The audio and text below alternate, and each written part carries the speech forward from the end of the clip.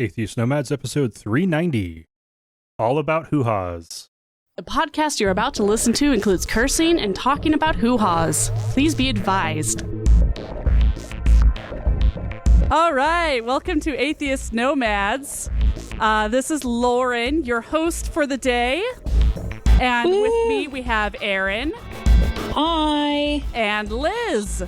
Hey. This is the much anticipated, much awaited, female-only hoo-ha episode of Atheist Nomads. All about the hoo-ha. Yep, Let's talk Dustin about it. is standing by as producer. He does have a microphone, but he will be keeping his mouth shut, so everything's good there. Pressing mute button now. I think it took a little shot to his pride when I mentioned that we were going to do an episode where he was a producer without actually consulting him first. But he's come around. I mean, here's the thing.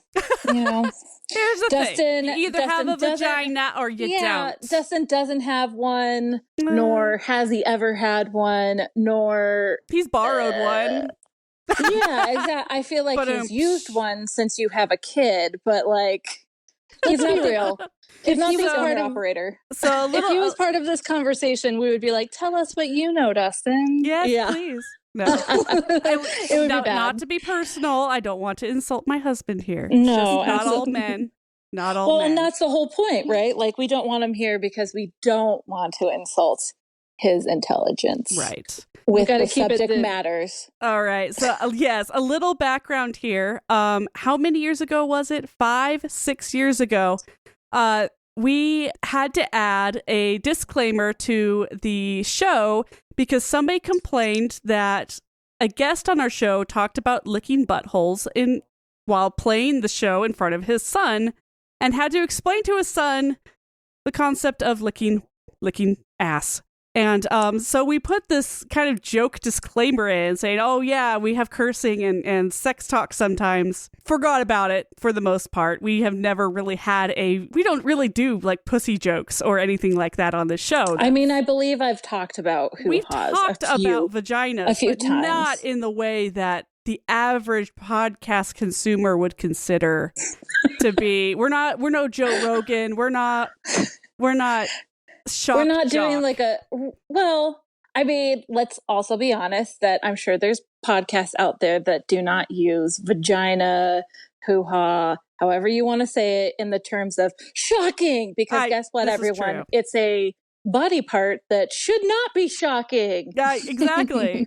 So we did that little recording, and I know I've talked to you ladies about doing a woman only podcast. Yes, for sure. But it's just been shelved for the longest time because life gets in the way, always. Life finds a way, but it also gets in the way.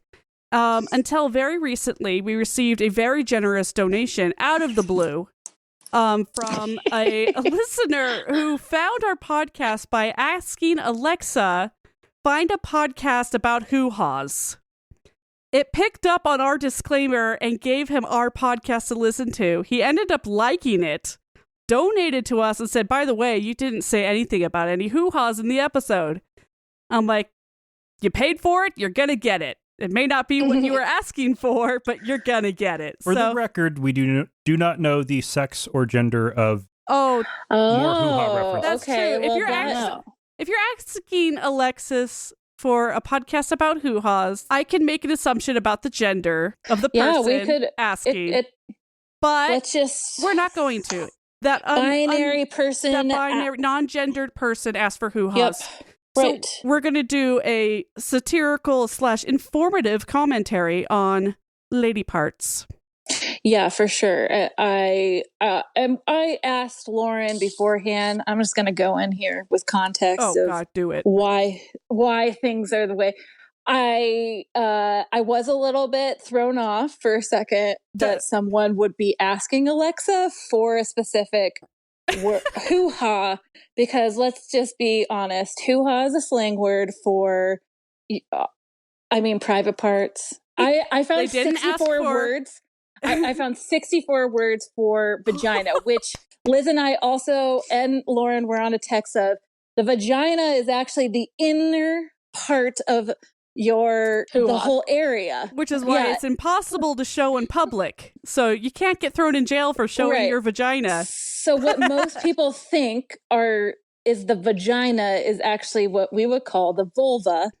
And then the parts connected to that. There's the clitoris, there's the labia majora and the labia minora.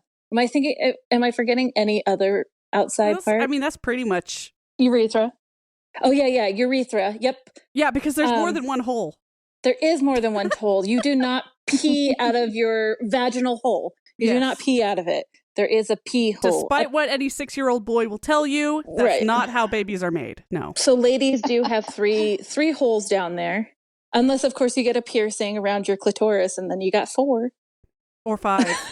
It depends on what kind. It kind of depends. Yeah. But bodily function holes, we're talking 3, right? Orifice? Oh, that's a word with nasty connotations. Yeah. So, and I only say that because, I was a sex ed teacher and I do like to talk specifically about really putting the real scientific name, because guess what? When we talk about the scientific name too, that takes away the stigma because it becomes for regular some reason, vocabulary. Yeah, for some reason, our lady parts, our vagina, our vulvas, all that stuff is like a secret mystery. Shh, it's a don't joke. Talk. It is. It's a societal joke that men can't find a clit with a map drawn out for them, even though it's drawn on every single. Yeah, I would say that a lot of females might also have that issue, only maybe because some kind of stigma behind it, so they don't want to touch either themselves. Stigma or just difference in what it looks like. Oh God, the clitoris! So many shapes and colors shapes and sizes. Yes. Oh my gosh. In fact, recently, I think it's some European denim company released overalls called what do they call them there? Dungarees that have different vulva shapes all over it. Oh my God, it's brilliant. Interesting. The comments you would get walking around town with that would be worth the price and shipping. I feel like a woman will need a lot of a steel clitoris to walk around in those. Oh, I grew up with the term steel ovaries. You've got ovaries of steel. Yeah, ovaries of steel, because then you really are asking for a conversation. You cannot, I don't feel like it would be, you're begging for a conversation. Yes. And I do find it interesting when people buy something or do something and then they're like, I'm tired of having this conversation. Yeah. And now I get it to a certain extent with some things, but if you have a bunch of clits on your pants, I mean, aren't you asking for people to be like, what? Yeah. What is this? What's up with this? Well, what's happening? I don't know. What do you think, Liz? I was honestly going back and forth about it because there's the whole narrative of don't victim blame. Women can wear whatever they want and nobody has a right to comment on their bodies. And at the same time, lately, my biggest goal in life is to not be perceived by anybody that I don't want to perceive me. Yep. Yeah, I was just going back and forth on that one. Yeah, that's a hard, There's a difference between dungarees covered in vulvas and maybe a V-neck shirt, though. I mean, there's a line there that people cross. Right. Oh, hilarious. I mean, I would say they should be made for women by women and worn by anybody who identifies as a woman. There we go. That was the other thing I was going to bring up was the fact that we mentioned hoo-haws as a general term for lady bits when there are ladies out there who do not have those bits. And that is cool too. We're all right with that.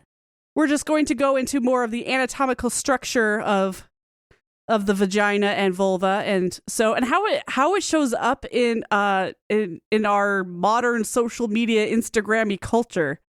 Because I mean, social media. Here's the thing. I feel like, the vagina, the vulva, the vagina has always been depicted a little bit through interpretation. Yeah. But interpretations of, right? We have them in flowers. We have all these things are very delicate. Oh yeah, this. as opposed to like when Betty White says, a vagina can take a pounding. That's something you gotta respect.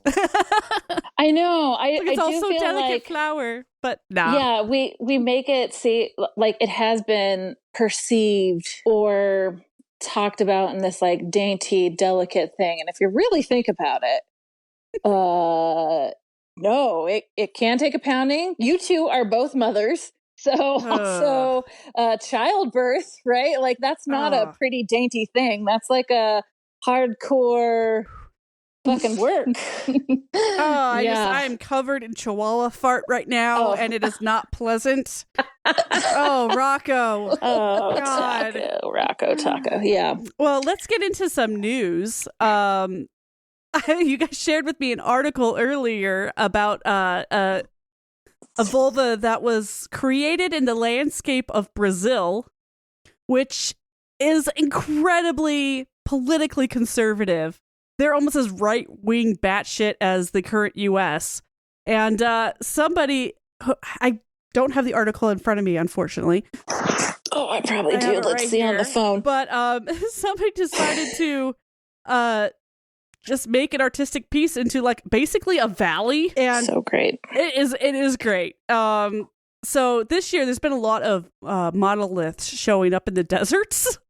And a monolith is, of course, just a very phallic-shaped, giant obelisk thing that most of them, it's been weird. I think it's somebody's somebody's art project that was discovered recently.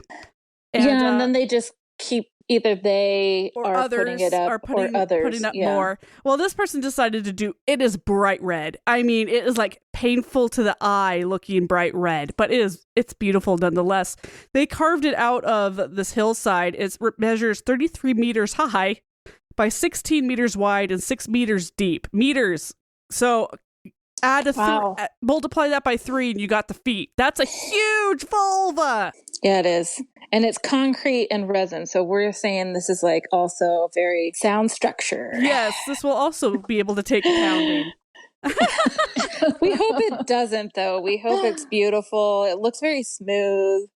It won't looks be like subject to erosion. Yeah, it looks like I mean, quite honestly, when looking at the picture, it's got such a bright future ahead of it. It does, and it almost, if you think about it, and only maybe because I worked at the Grand Canyon for a little bit, I'm like, it looks cavernous. It really does. There's like the Grand Canyon of layers Brazil. And steps to it. Oh, it's beautiful. Yeah, I mean, I find it very, very beautiful. And it's a big FU to the president of that country because he hates art. He isn't a huge fan of treating women equally.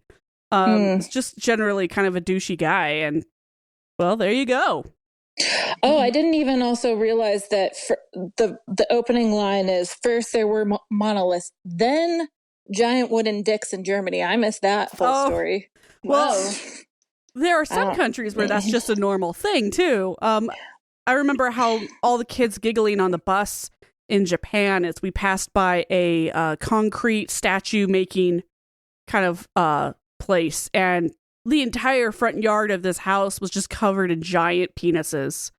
Well, isn't it funny that everybody's obsessed with a male body part? That's not, I mean, it makes sense, doesn't it? Yep, it does. Japan, man, they have a whole fertility festival in one town where that's just the whole thing. But, they need to have some vulva boats or something, too. Oh, that would be nice. But yes, men run the world. So, it's kind of one of those things. And hey, I just want to also let everyone know that maybe listening to this, who's not, who maybe in the mindset that we're going to sit here and bash things. But I'm not trying to do that. I'm just trying to point out the obvious. More of the obvious, right? Like that. But it is interesting because I did watch that new show on Netflix called The History of Swear Words. And they did have a whole 20 minutes on pussy.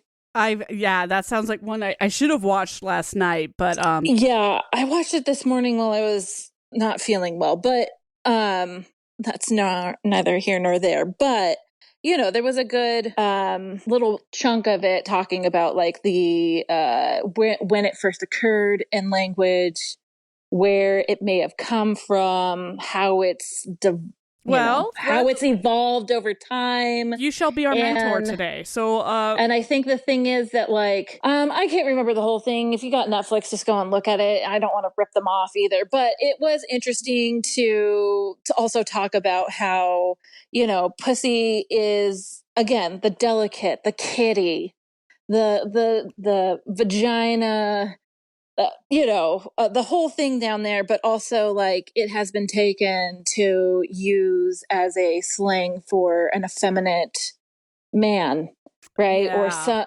And there was an interesting thing because like Sarah Silverman was on there, and she's like, I really like to call guys pussy because there's really not at one point in time, because there's really not a good word to, like, really hit a guy, right? Like, there are so many words that really strike women, or even using a female term for the vulva, vagina area, female part, as to insult a man as if it was bad. Yeah. It's just, that whole thing. Like, it's a bad thing. Oh my gosh. And so she's like, I really liked using it, but also I need to stick by my gender. And be like, no, thank you. I'm not going to call you that to tear down another gender anymore. Like, that's just. And that's something that everybody has to come to in their own time. It's a lot like what kind of comedians that you listen to when you're in your 20s versus when you're in your 30s versus older. For the types of jokes that you start to find funny change over time. And yeah, I mean, it really, they talked about the Renaissance now, not Renaissance. That was just my word. But in the last 4 years, like, it's been a big push to, like, take that word back. Yeah. Like, we're not going to talk about it in the sense of assholes who are going to talk about violating people anymore. Like, let's not use it as a derogatory term for other people. Like, not when there are actual people referring to the part in an abusive and kind of terrifying way. Yes, but yeah. I will tell you, I love WAP. I think that's, like, such a great way to end the year. It is empowering to me to think about wet ass pussies. Okay, now that's a song. I don't know about right? anybody else, but I yeah, haven't heard the song. I heard it. It's a great. I know. You right? need to, Lauren. Play it, but don't play it. I mean, I get it because you've got a don't child. Stream it. And that too. Cardi B also won't play it for her daughter because she's like, listen, I want as an adult to be, like, free, but then there's a time and place, and maybe not for my 2-year-old daughter to come in, That's incredible. That's nice for her to say that. That's right. Like, we're all adults and we're making the choice to listen to it. I'm not going to go and play it for my daughter because she doesn't know the context of it yet. Exactly. Or might not know the words either. Play it for her. She wouldn't get it. Right. But she'd run around later and being like, from the top. Yeah, exactly.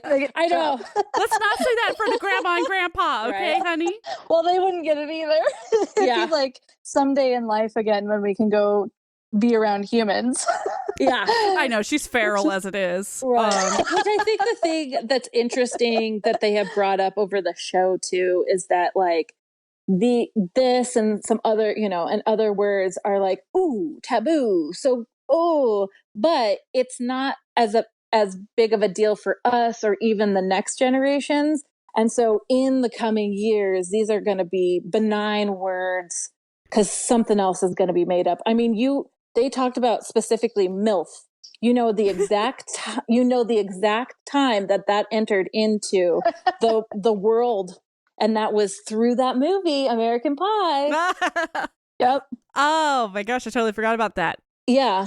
And that totally circles back into what. And that's still, like, old enough now that, like, I'm in almost in my mid 30s, and I'm just like, wait, am I in my mid 30s? You're 35. I'm 35. Crap, I don't know. Yeah, you're mid 30s. This past couple of years have just been a blur. But it's like, oh man, that movie's kind of old, isn't it? It's been around for, like, a whole generation. What were you gonna say? Like, what you were saying about your comedy, the tastes being different, in your 20s and 30s and 40s. And we've recently been like, oh my gosh, remember that movie from like 2003? We should totally rewatch it. Or 2007. Oh. Anything from 2000 to 2010, bad. Just it feels problematic now, doesn't it? I can't watch problematic. The Drew Carey show, Friends, Seinfeld, all those are just about these people going through these failed relationships for really petty reasons. I can't watch that crap anymore. Yeah, for sure. What is one? We watched Dodgeball, and like the whole idea that Vince Vaughn is this amazing guy who deserves to be with this hot girl, even though he treats her like shit, was just like.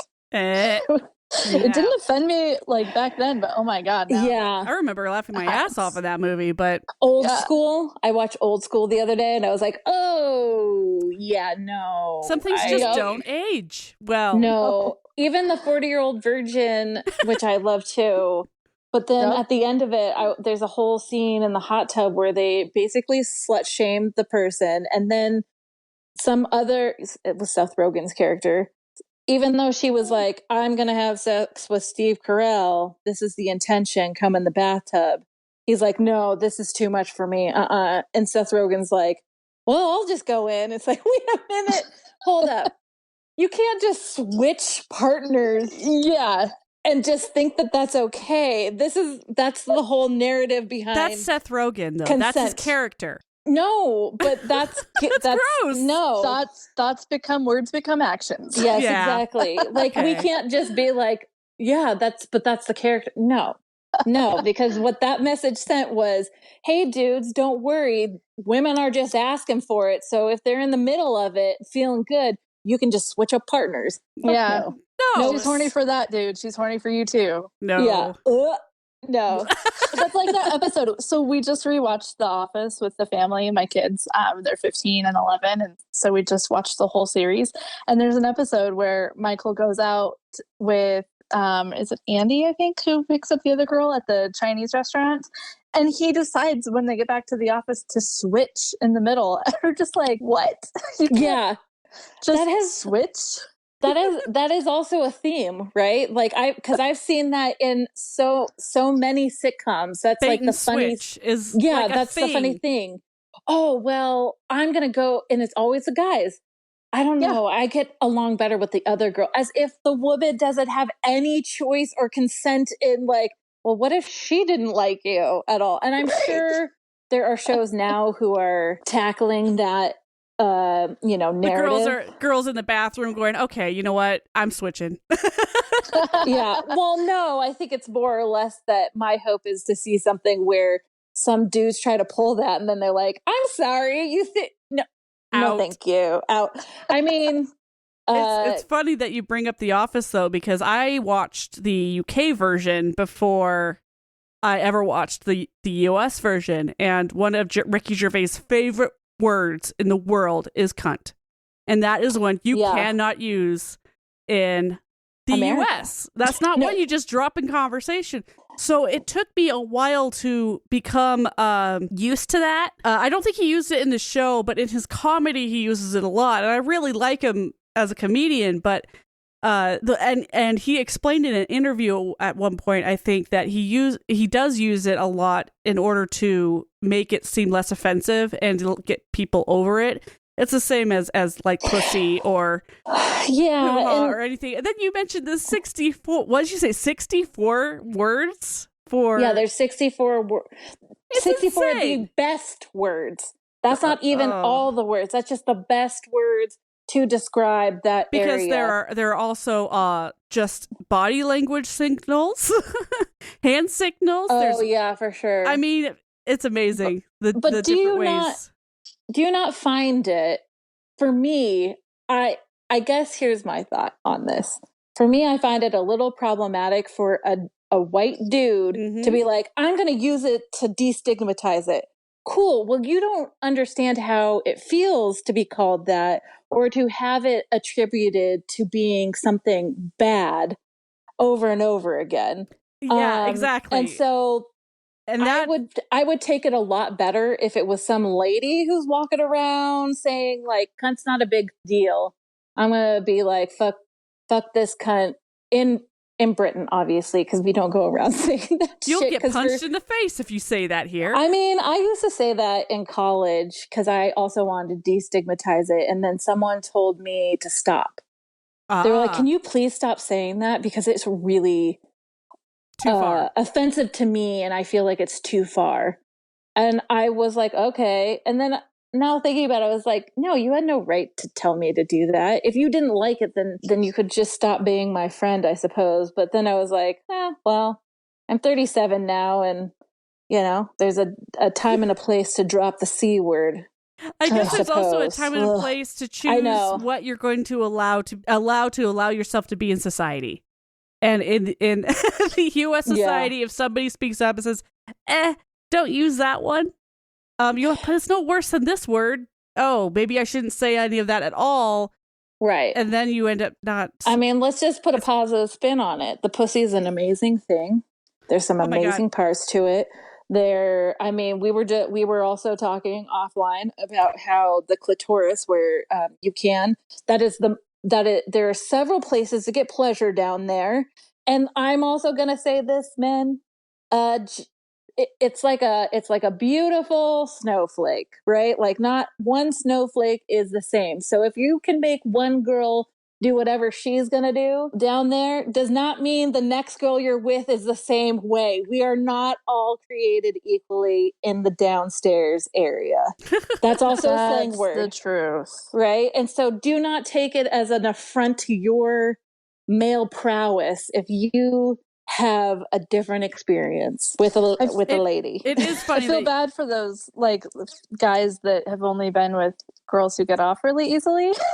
But who knows if they really get off easily, right? Like it could be a total fake because sometimes I'm going to say some ladies, it depends. But some ladies, I mean, I'll tell you this right now. I get pleasure and that doesn't necessarily mean that I have an orgasm every time. Fair. Right. And so, but I also don't like to lie about it either.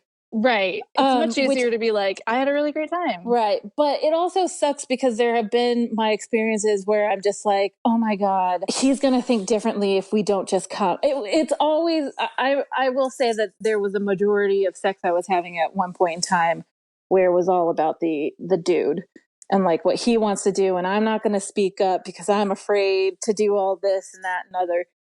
Right.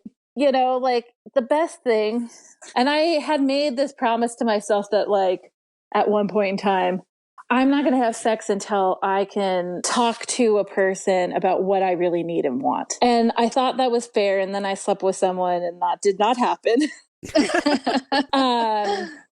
And that sucked. And then, it's been a long stretch since then because guess what, guys, we're in a pandemic now. So like, I don't want an STD, nor do I want coronavirus. so many wonderful diseases but to I pass think around. What I was saying in that is that Liz brought up the great point of like, there's like a whole, if you look at the anatomy even of just the clitoris, of how many like nerve endings and different, right? That's nerve endings and things like that. And so again, you ask any person to draw a clit and they're going to draw a little circle most of the time. Like a little button, like a boop, boop. Right there you go. That's it. And not a little alien butterfly. At some point, somebody 3D printed what the entire organ looks like, and it's this like gigantic butterfly shaped. I'm like, all of that's in there. Yeah, because if you think about anatomy, right, everything runs down the center. So that's where all your nerves come off. So technically, if you looked at the whole nervous system, it does look like that because it all comes down. And guess what, everybody? Your clitoris is right in the middle, which is why also I find that it's sensitive. Our sex organs, those are areas that are going to be really sensitive because they're in the middle and have all that a lot of nerves there ending right there. But yeah, it's spread out all over the vagina, so there's lots of you can stimulate the clit without pushing the button. And wouldn't it be it's wonderful? Interesting because most people don't, unless you're I don't know, it's not taught. I was never taught that. Well, that's because then we'd have to talk about how that's a sensitive area and how it's not just for baby making, but we'd have to talk about female pleasure. Still hurts if you get kicked in the cooch, but you know. Yeah, have you been kicked in the cooch? Oh yeah, I have, but only because of soccer related. I've had a ball, I've been kicked, I've fallen, like cross-legged on things. Like, it does hurt women too, because guess what? We have nerve endings down there. I know people have had vulva related injuries. It just reminds me of the King of the Hill episode where Bobby learns women's self-defense by yelling, what does he yell? Yeah, I don't know you, and then kicks him in the crotch until he goes up to his mom and he kicks her in the crotch, and she's like, "Nuh-uh." Which is weird Except to me. I've been kicked in the crotch, and I'm like, I would have been on the ground crying. I don't know what that's all about. She's not wearing a damn cup. I mean, that's you know what that tells me? Written by a dude. Yes, exactly. It was written by a dude who's like, clearly, since it doesn't stick out, then they have no feeling down there. We're just some feelingless area, which it's like, we feel just like you. I mean, maybe it's not as much. We don't, because I understand that there are different pains that men have in their genitalia that can be incredibly severe and sensitive to any kind of outside pressure. We do have some benefits, and they cry. We do have some benefits by having most of it tucked up inside. So I do recognize that is not equal and the same. Yeah, but I don't think they should also be like, it's I've never had childbirth, but I can imagine that it probably would hurt more than getting kicked in the nuts. Yeah. Maybe. Probably. I was most lucky. likely. I had an epidural, and it didn't wear off until the second that I pushed her out. That sucked balls. But oh my God. I got through all of the entire labor with almost no pain. So that was great. I guess that was karma. Yeah. Karma giving me a little bit of taste of my own medicine. Thanks for that, Kylie. But yeah, I had one that was at a birthing center, all natural, and it was intense. He was 9 pounds 10 ounces. Yikes. Oh my gosh! If I had been in a hospital, I'm pretty sure they would have given me a C-section because he was stuck. Oh no! It was rough. Yeah. And then every woman out there who's ever had a baby just clenched real tight right now. Yeah. That's just like, God, no. Let me say the magic words. Stuck in your body. Episiotomy. Yeah. It was terrible. So then I had health insurance with my daughter, and I was like, hell yeah, I'm going to the hospital, and hell yeah, I'm getting an epidural, and it was the best thing I ever did in my life. I just know I'm a wuss when it comes to pain, and I'm not very fit. Early on in the pregnancy, they're telling you to do exercises and do all this stuff, Kegels and all this stuff to help prep your body. I didn't do any of that.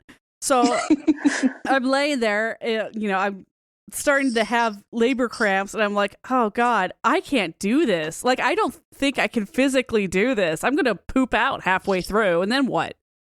What happens when you just tell the doctors, just say, I quit? I later found out that's not how that works. Right? Your body doesn't let you. No. Okay. No. That happened to me. So with my son, I was pushing for so long. This turned from hoo-has into childbirth stories. I mean, but it's all a part of the it. hoo-ha. So they told me to start pushing before I was in active labor because my cervix hadn't fully effaced. And so I'd been pushing for hours and hours and hours. And I was isn't that what they have the little scrapey thing for? Ugh. Oh God! I know it sounds awful, but it's to prevent that.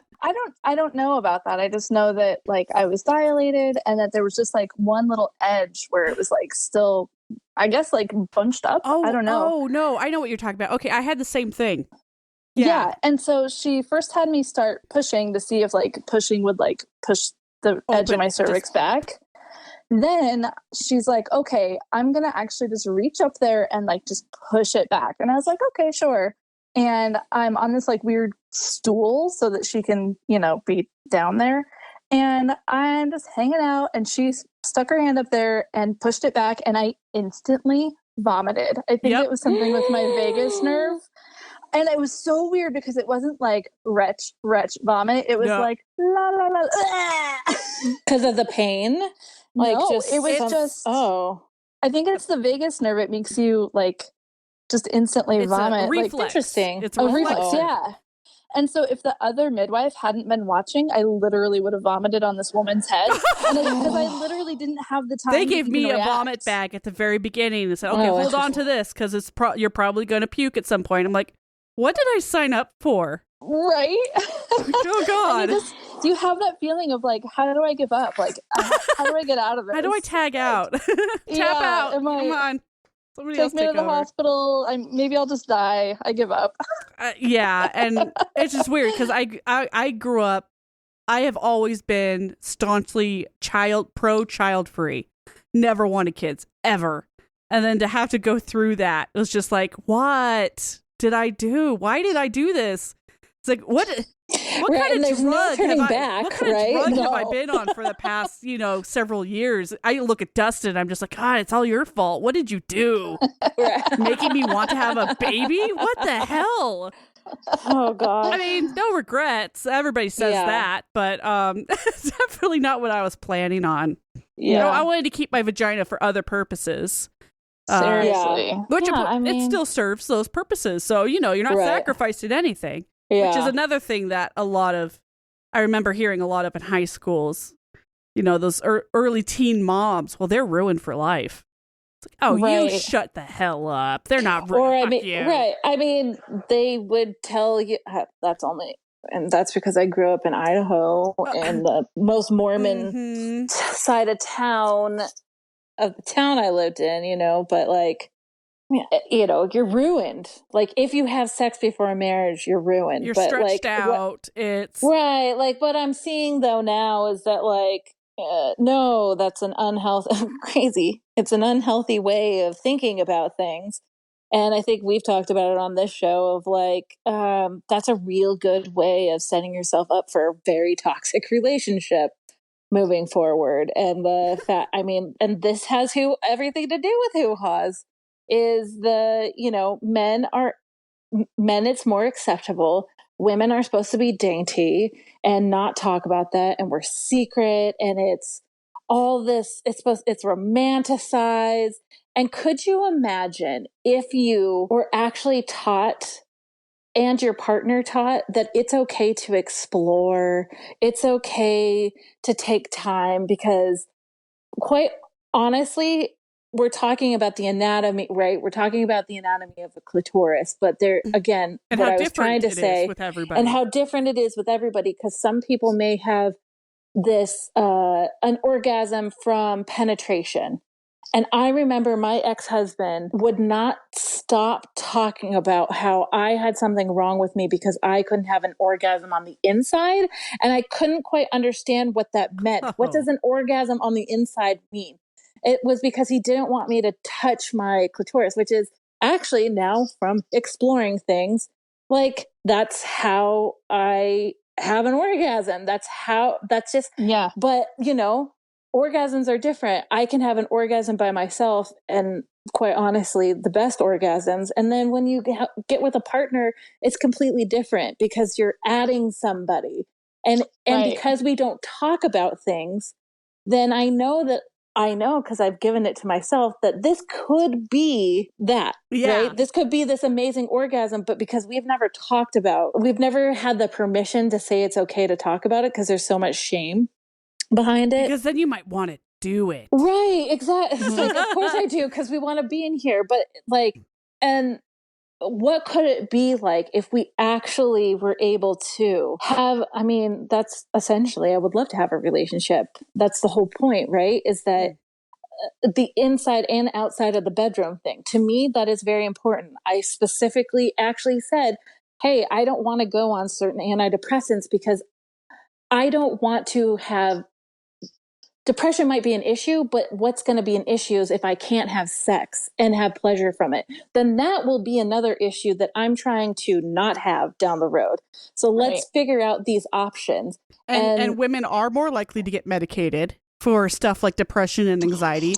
And those medicines are known to kill libido. SSRIs, yes, absolutely. And or to make it more difficult. And then Then you have the male, and then sometimes you don't know if you're going to have a partner who has a male ego who then will feel emasculated because they can't get you to do it's like it almost sounds like communication is the key. Right. Huh. Wow. What a novel concept. I know. But that's hard because they also, in sex ed, they don't talk to you about relationships like that either. The most extreme my sex ed got was the lady that they brought in to talk about HIV mentioned that when the penis and vagina rub against each other, it can open up pores where blood can come in and out, and that could cause the transmission of the disease.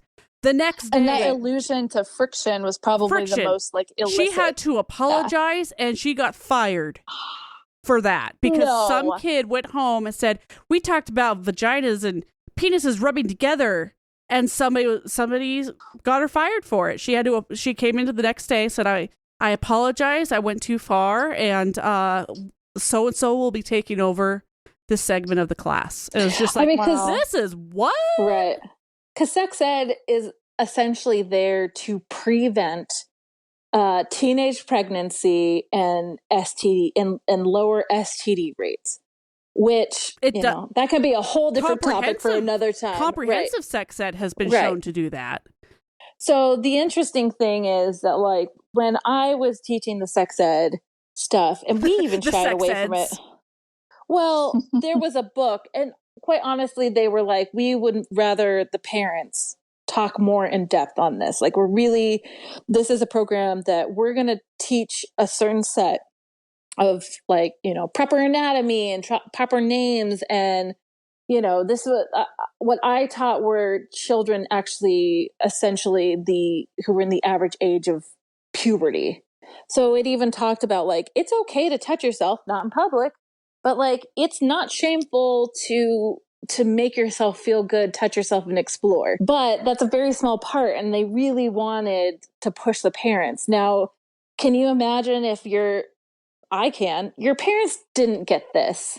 So how are they going to explain that at home? If your parents didn't get this education and they're still floundering into it. Yeah, my mom guys. My mom had got that conversation. Oh, did you? Oh, good. I mean, was it uncomfortable? Obvious. It was, it was uncomfortable, but it kind of stemmed from that, we decided to not have my son circumcised because I feel that bodily autonomy is really important, and I wasn't going to permanently change his body without his consent. But his dad doesn't really talk to him about body stuff, so I talked to him about body stuff. So, he was approaching puberty, and I'm like, hey, your foreskin, how's it doing? Is it causing you any please pain? Tell me you didn't actually do that. I mean, because there's some hygiene stuff that comes along with it, right? Yeah, and there's a certain point where you don't talk about it. I don't give him baths anymore. He's a teenager, right? So we talked about erections. Obviously, he had sex ed. Going into sex ed, I helped him find some videos on YouTube to watch first so that he would feel less anxious about actually having the class. Oh, yeah, because that sucks when you're stuck in that class and people are raising their hands because they've experienced things that you haven't experienced. You're like, am I is there something wrong with me? That and the fact that it's no one's talked about this and now we're all together. Yeah. And you think are they going to tell us how to have sex? But you don't realize that it's literally body odor, hair, hygiene. Right. And this is a penis and a vagina diagram. It's not that big a deal. Right. But we had to have a conversation about, how's your foreskin? Are you having any pain? Because it was kind of tight. I'm trying not to divulge too much TMI for him, but it was kind of tight when he was younger. And so anyways, I checked in with him about it, and he said everything was fine. And we talked about erections and unexpected erections. And I said, well, if your foreskin is going to bother you, it's going to probably bother you when you start having erections. And so please let me know if that's the case. There are creams and whatever that you can do. And so we started talking about erections and touching yourself. And I said, sometimes it becomes pleasurable if you touch your penis when you have an erection. And if it doesn't feel that way now, that's totally fine. And, it was just, It was fucking awkward. But I was like, I did it. Yeah. Yes, I know. It's like something you could mark off the board. You're like, right. That is done. I can move on with my life. Yeah. It's hard too, though, I would think, because it's like, we're going to have this awkward conversation. I want you to feel open to talk to me. And then you're just like, I don't know what you're going to Don't ever talk to me. When you're at school. Yeah. Like, and that's the problem. Like, I hope, my thought would be like, oh my gosh, please don't make my child feel ashamed for what's happening right now. But knowing dumb middle school kids and the stuff that I went through, it's like, they're so dumb. That's it's going to happen. And right. And I think my whole thought of like going into this voluntary, like sex ed was to hopefully minimize that for other kids. Obviously, I'm not having kids. I don't have my own kids, but I still felt this like total responsibility to help kids not feel so weird around sex. That's such a wonderful thing to do, because so many people can't. Because I'm like, oh gosh, I hope you feel like you have autonomy over your body. Because there's also studies that show that when you are open, when it's talked about, when you have autonomy, that sets you up for being less of another type of statistic, which is a rape statistic, a sexual assault statistic, all that stuff where it would all, I'm not saying that with all that doesn't happen. Obviously it would, but there is there is hard evidence that actually it does lower the rate. And then the kid feels more comfortable coming to an adult, finding that help, and less likely to be what we would call groomed. Right. And then there's the people who grow up in more conservative families who this is a non-issue. You do not speak of it. You do not talk of it. It literally is hygiene. That is all you're taught in sex ed, is basically your body is changing. You're going to sweat more. And these are the places you need to wash more. And chicken nuggets for lunch today in the cafeteria. Right. Okay, moving on. Right. But to say again, those are the folks, those are the kiddos that are not set up and likelier to become those statistics. Get in really unhealthy relationships. Get in, there's still that high statistic too. And I think we talked about that in an article one time that I wanted to bring up on an episode before of like the abstinence only. I love it. Specifically I can hear the for quotations girls. in that. Yeah. Abstinence only. Right. And the whole marriage to God and like promising your dad, all this. Oh God, that is so creepy. That whole culture. It's for a culture that is so anti-sex, it is so sexualized. It's just because they don't want to talk. Because they can't. Because they're going by words that are actually not in the book that they're trying to go on. But the other problem is that, not being educated too is an issue. And I'm not talking about just sex ed. I'm talking about education. But I digress. This is a very hard subject, and this is supposed to be a fun hoo-ha program. So I do want to just jump in with one quick little aside. When I was, I went to school at Adventist schools, and sex ed was comprehensive abstinence only sex ed. It was both. Okay, so it was no sex until you get married, and then here's what you do on your wedding night. Oh, and then I'm sure that was for dudes only. Women got it too. Oh, okay. They split us up for a lot of those details, but then it was... Yeah, so then how would you know if women got it if they split you up? So you actually don't know if the ladies got that talk. I guarantee you the ladies were like, you're a receptacle, just do what your husband wants you to do. And that sets them up for not a great marriage. There was also in-depth information on after your wedding night, here's how to have a baby only when you want to. Ooh, it actually very unusual. Huh? It was family planning, comprehensive sex ed in the context of abstinence only. Okay, so I give the Adventist credit for that. Thank you for that input. That's almost unheard of to me. It's always either comprehensive or abstinence only, and then there's no in between. Yeah, for sure. which is detrimental when that happens. But Liz, oh my gosh, I cannot. I'm proud of you, girl. I know. That's hard. Good job, Liz. That is Thank you. Thank you. Yeah, and you have another child that you get to do that with, who is the opposite gender. So yes. Well, and that one was fortuitous because I'm sure, Lauren, you can relate. Like when you have a baby, you think to yourself, "I have the best intentions of how to raise them to be sex positive, body positive." Oh, absolutely. Blah, blah, blah. I'm going to do it perfectly. How do you create those opportunities, you know? And next thing you know, they're 8 and then they're 10 and then they're 12 and you're like, shit, I meant to talk about this the whole time. Right. So a couple of years ago, I started working at I'm just going to have to sit her down when she's like 11 and say, have you seen porn yet? Do you know what that is? Here, come here, hon. This is going to suck, but come on. Here, we need to have a talk. This is the fictional version of what... Well, you look, okay, so for example, if you Google pussy, it's all hentai. It's all... the most unrealistically drawn sex that you can imagine is like what like my DuckDuckGo came up with. It's like that's pathetic. How did it come up, Liz? Yeah. So she's 11 now, and 2 years ago I started working at a local period care company that manufactures period cup. And it just kind of had to happen because she would come to my office before and after school because it was walking distance. And she's like, Mom, like, what is this thing? What is it for? And so we had to have an open conversation about periods and, you know, why they happen and how they happen and what that's like. And she cried. She was, because she would have been it's like, hard. Yeah. Yeah. So then I was like, well, I'm going to let you in on something. When boys go through puberty, they get this thing that's called an erection, which is, you know, basically when their body is preparing them for having sex someday, their penis, because she had a little boy who pulled his pants down in school one day. So she knew like what a little penis looks like. And I was like, so when they're ready for sex, it's not like this. It's more like this. It, you know, it becomes stiff and it stands up.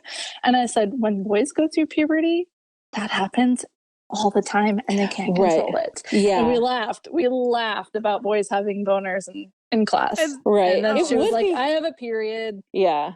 It would be hard. And I guess maybe I'm happy that there's nothing. I'm happy and not all at the same time, right? Because like if I was going through puberty and had that and you could see it, it would, that would make it a lot harder. Although we have to deal with bleeding, which is also in and of itself another issue, right? Like it's not terrible. Talked about, and it is terrible. And there's a bunch of I was just talking to Christine, my roommate, about how when we got cramps and I was on sports teams, they'd always be like, they're not that bad and exercise is good for them. And that's not true. And they never went away. They were just trying to be like, it's like, hi, I want to introduce you to my left ovarian cyst. And you tell it that. Exactly. Yeah. But I couldn't imagine having to go through all that. I mean, there's secret. I don't know if you guys remember being like, no one talks about this. And I hump pillows all the time. And I will tell you that never came up in any mainstream media until recently with Booksmart. And they talked about a teddy bear. She's like, oh, are you taking this teddy bear? And it was like all this thing. And she's like, it comes out that she humps a teddy bear. And I was like, oh my God, I also had a bear that I humped all the time. And I remember telling one person and they're like, never tell anybody again. I'm pretty sure they did tell a bunch of people and then I lost friends for it and all that stuff. But I'm pretty sure that's why that's why they always show even like college girls with teddy bears. I don't know because I don't think I've seen until very recently, and it's few and far between. And it's usually kind of indie movies where they're really like saying, wow, even women masturbating is a wide range. Oh, yeah. Because usually if men are masturbating, it's maybe, it's a penis and there might be different ways to do it. But like, I'm talking about, I know people who I've never used a shower head because that's just, I need the The friction. I need the friction. I do. I need the friction. So, have you tried though? If you haven't tried, I've never I feel like had I a detachable should, shower head. I so think I've the thing never... is that here's the thing. I do think that I'd have to really get into the mood. Oh my God. Like it really be like a real self-care moment. Like I gotta feel good. I got the bubble get bath into going. It. You got yeah, the most wine. likely. Get Either the that lights down. or I gotta sexually frustrate myself real good, which is like, let me watch porn and not do anything and just watch it and then be like, let me head in the shower and check this thing out. I did tell someone the other day, I was like, I am one of those people that the next time I probably have sex, hopefully, is with a great person. And I probably will be like what they call that 2 pump chump. Most likely, because if I am horny enough, I can go real fast, which also kind of sucks because then you don't get the whole full. Nah, just get wham bam, thank you, ma'am. Are we all very like nervous about Erin talking? No. Well, yes, and that's the point. But it took me until I was out of high school to realize that people were talking about detachable shower heads. So I was confused as to how. I'm like, are people like doing yoga? You put your feet up on the wall and you scoot your butt way down. So I did hear this girl headstand. That was how I first. Is that why girls are obsessed with doing handstands?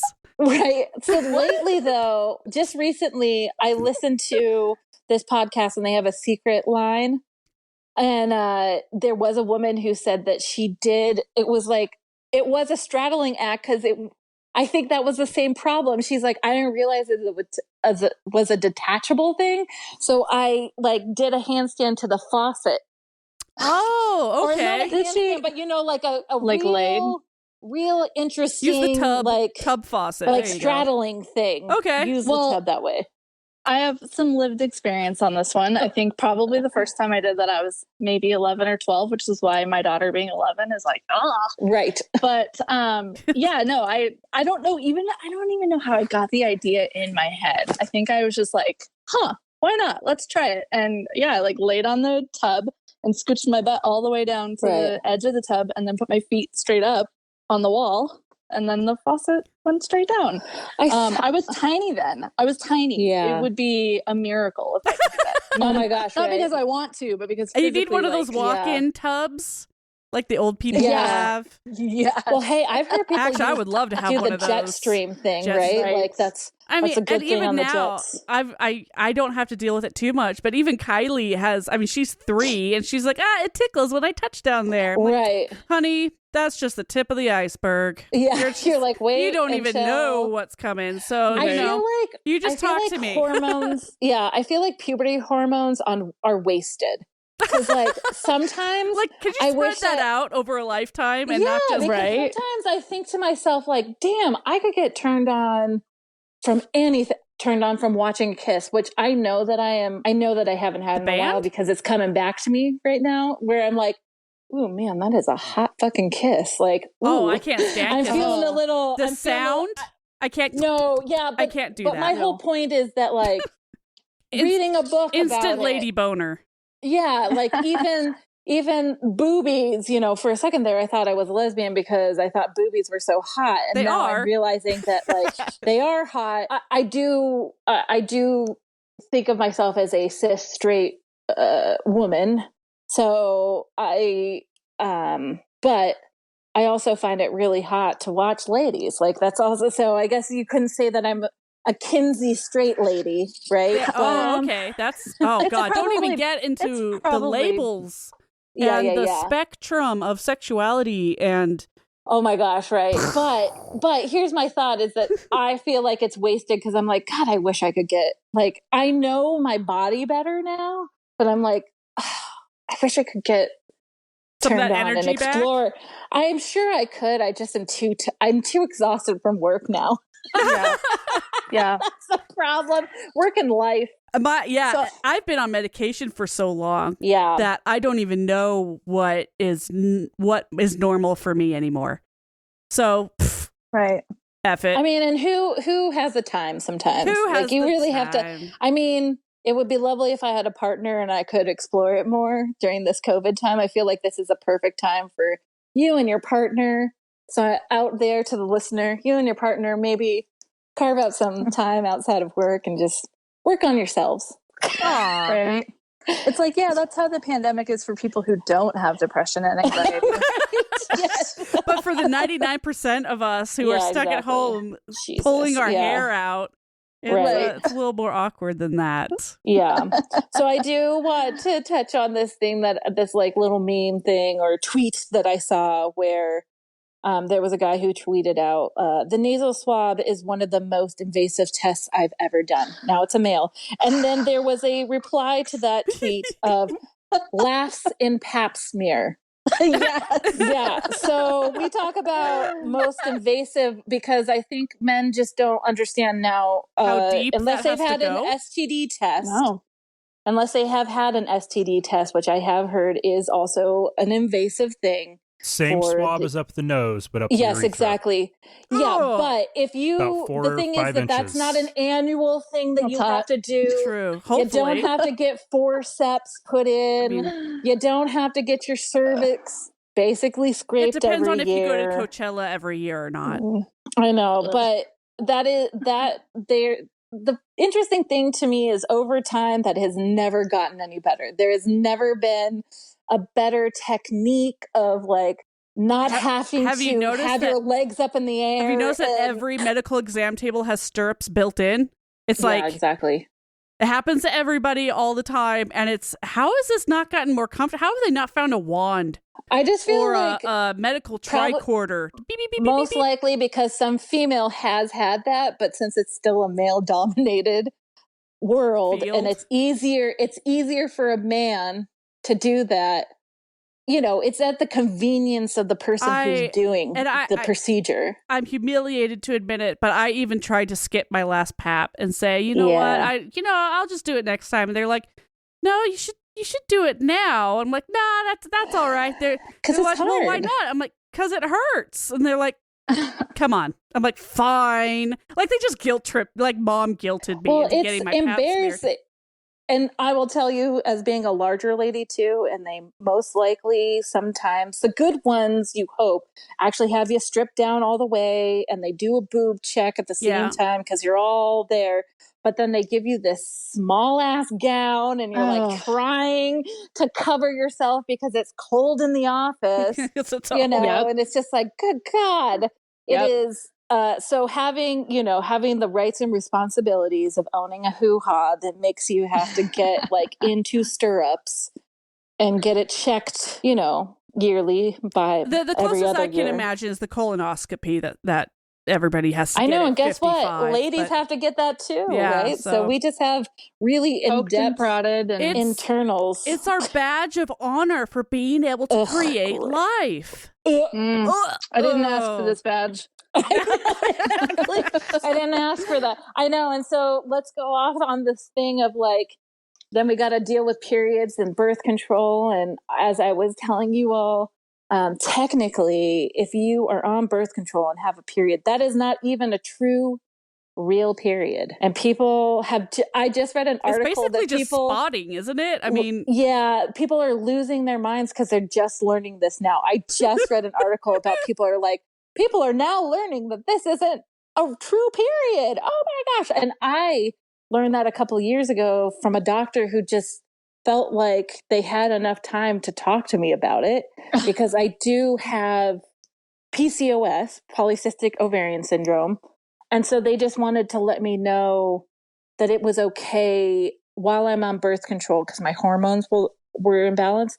It was still okay for me not to have a period, but that a period is good or the shedding of the wall is good because for at least once a year because of cancerous cells. Yeah.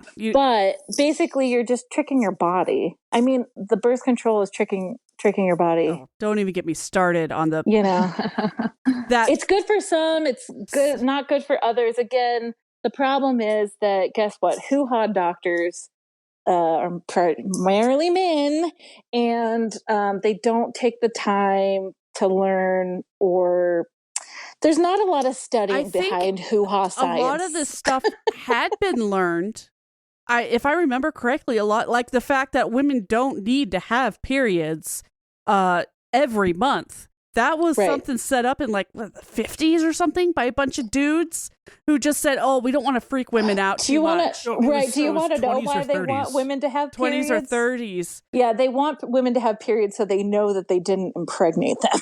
And or they didn't want women to get all frenzied. It's criminal that they make you pay for pills that don't do anything. Oh my gosh. They really need to let you know before you get an IUD exactly what's going on. Because, for sure. My God. That first one I ever had. Of course, they did warn me. They said most women wait till after they've had a child to put to get one of these. I'm just like, psh, I'm never having kids. Just put it in. And then I was in the office for 3 hours on the verge of throwing up, hypotensive and miserable. And I'm like, why? And this is another cervix, man. Yeah, and this is another example about all women being different down there, and because that's what my cousin told me too, and that's what I heard as well. Don't get one of those. It's the most pain, and I'm not doubting her pain. No, she apparently passed out 3 times, but she told me this, and then Planned Parenthood was like, "We really suggest that you get this IUD because it's 5 years, and then you don't have to pay this high birth control price," because I didn't have insurance at the time. So then I was essentially kind of pressured into getting an IUD, even though I really didn't want it. And they were telling me it was painful. I was hearing it was painful. I did go in. I had it in. Wasn't that painful for me? It was a pinch. And I hate to say that, but my mom was so pissed at my cousin because she had freaked me out so much. So my mom was like holding my hand through it, and it hurt. And I kind of did this, and she was like, "Wow, you have a really high pain tolerance." And I was like, "I guess so. I do." Your cousin passed out 3 times. I was on the verge of passing out for that long. Who wants to test their pain tolerance of their vagina? Can I? The cervix is story. Oh yes, Liz, go. Oh man, you guys. Sometimes I think about my life experiences that I forget, like, is their own little capsules, and then I start to string them together, and I'm like, oh my god. I got an IUD for that same reason: running out of insurance. Obamacare made it super cheap. Like it's a long-term solution. My strings got like pulled up, and my insertion wasn't painful. It was uncomfortable, but I think I am one of those high pain tolerance people somehow because I'm a sissy. But that's what I think too. Yeah, but when it came down to it, like I react badly to hormonal birth control. It makes me suicidal every single time, every single kind. I went to get it. Yeah, I went to get it taken out, and went to Planned Parenthood because it didn't have insurance, and the strings had like gone up inside. And so they were like, well, we'll try to get it out. We can use this alligator clip and try to like what, like the kind you get at the office supply store? It was like needle nose pliers, basically, kind of with like kind of grippies on it. And they literally fished up inside my cervix, trying to grasp the string for probably 5 minutes. It was the most god awful thing I've experienced, and I've had an abortion. Like it was bad. Yeah. And ultimately they couldn't get it, and I had to go back for an ultrasound. Oh my gosh. And then at the ultrasound I found out that I had fibroids. Oh my gosh. Okay, that's such a traumatizing experience. But that's also in the end really good to know. Like, it sucks that that's what you had to go through to know. I always think that way when people find terrible things wrong with their body. Is like, but what? Those terrible things that led up to you discovering that means that you're able to take care of it properly now. Yeah. Right. So I can always kind of see the silver lining. Gallstones, that's awful, but aren't you glad that you got that out? Right. It's interesting to me though that like this is just one of those things that I wish we had a medical field that people were just more willing, and doctors were more willing to listen to their patients and saying that like, I know my body, I know what's happening. Why do you keep discounting what I'm saying to you? Because there are so many times, and I'm not saying, I've had plenty of female doctors who have done that stuff too, but That's interesting that you say that, because I'm gonna be open, because this is a hoo-ha show, okay? So I would consider myself to have a very tight vaginal canal because I have extra weight. So I'm like, cool. But the reason why I say that is because when they put the IUD in, right? They put the IUD in and they say, we have strings on here so you can feel them, so you can make sure. I could never get up inside myself enough to feel them, like, ever. Yeah. But I had a boyfriend who was like, there's something in there that's hurting my penis. Oh, that's. And when I said something to them, they're like, that's not true. That can't happen. I was like, well, what's weird about that is I hear that you're saying that, but I looked at my boyfriend's dick and there's a scratch up it. What the fuck do you... Oh like, my God. he put his penis in me and came out with a scratch. I don't know what, like, the only thing that I know Yeah.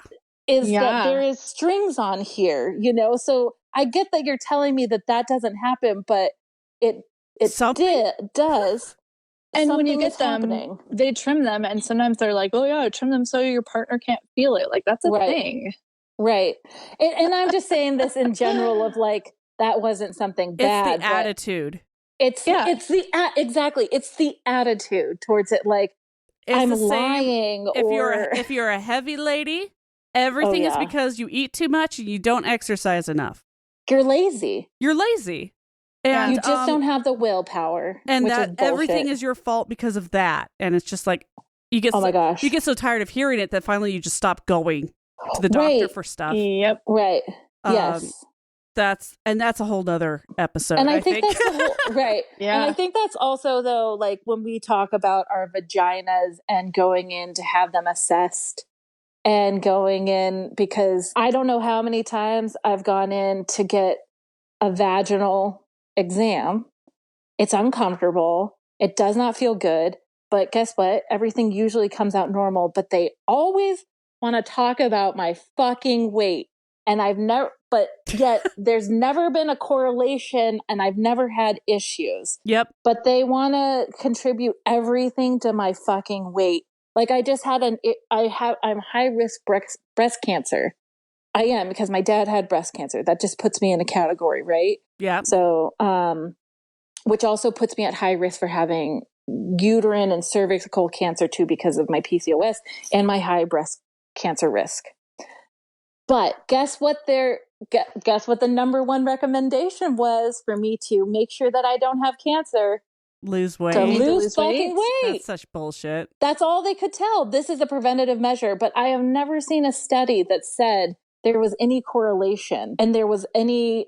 Now, I would love to see the stress factor behind this, because I will tell you, my weight issue and and anything else that might happen with my body is 100% has to do with stress. But we never want to talk about that. That's true. They never talk about the cause of that. No, we never talk about how to reduce stress more. It's always this.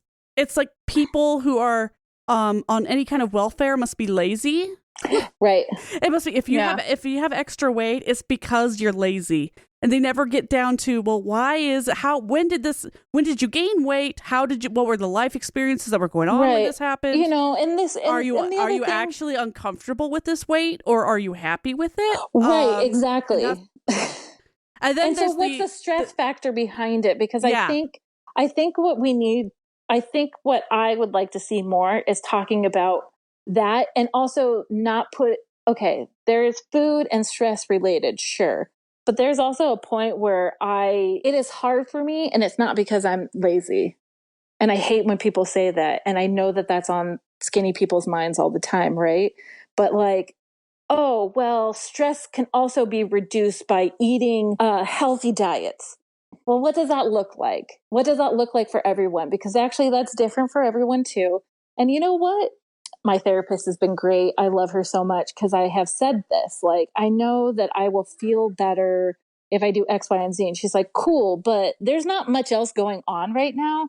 And if it's not detrimental, do not feel guilty about the things that you're eating and putting in your mouth, because That's all we have right now. And life is too fucking short. She's seen too many people coming in, cycling through right now. It's like this other added piece of extra stress. Like, technically, when I think about my diet and doing diet stuff, that is actually causing me more, in my mind, causing me more issues with my mental health than it is helping me extend my life because I have a few extra pounds. Yep.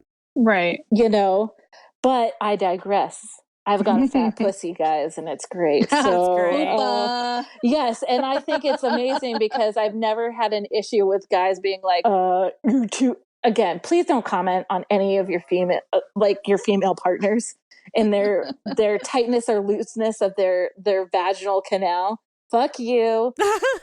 Fuck you, because technically what I've heard is it should go back. Nothing actually should be, but being a little extra added weight, I feel like actually makes me nice and tight. Very nice. But that's just my experience, and whether or not you were tight, that's, I'm not shaming you for that, because everybody is beautiful inside and out. That's right. I think they should do some actual quantitative studies about tightness and men's abilities to determine if there's actually anything noticeably different. I really feel like it's all in their head and it's all been told to them. Yeah. Whatever. And us. And us. Yeah, exactly. Well, we're going to have to wrap it up, ladies. All right. I think that's a great end to the segment. Let's talk about my tightness. I think this episode was pretty tight. That was pretty sweet. Thank you, ladies, so much for joining me on this. Yeah. For those of you listening, if this was up your alley, I hope you had fun exploring the many aspects of hoo-ha-ness. If it wasn't, I really hope you skipped early and aren't skipping now because we're at the end. So yeah, for sure. We'll be back next week. And Liz, thank you so much for joining us. Are you doing anything other than staying inside during a pandemic with kids going insane? Staying inside with kids during a pandemic, trying not to go insane. Erin, are you just staying inside with a roommate going insane? No, I'm not going insane. I'm doing a lot of help, and I have a great therapist, and I'm on great medication. But yes, I am staying inside, and when I go out, I wear a mask because that's the socially acceptable and conscious thing to do. Face condoms, wear them. They're good for you. All right, thank you so much, ladies. And yes, thank you. I think that's it. Thanks. Bye. Bye. Until next week, remember, not all those who wander are lost.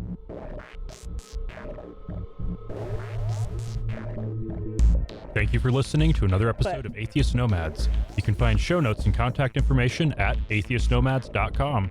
Follow us on Twitter at Atheist Nomads, and like us on Facebook at facebook.com/atheistnomads. Please subscribe to the show in iTunes, Stitcher, or your podcatcher of choice, and while you're there, feel free to leave us a review. Theme music is courtesy of Sturdy Fred. Until next time, this has been the Atheist Nomads.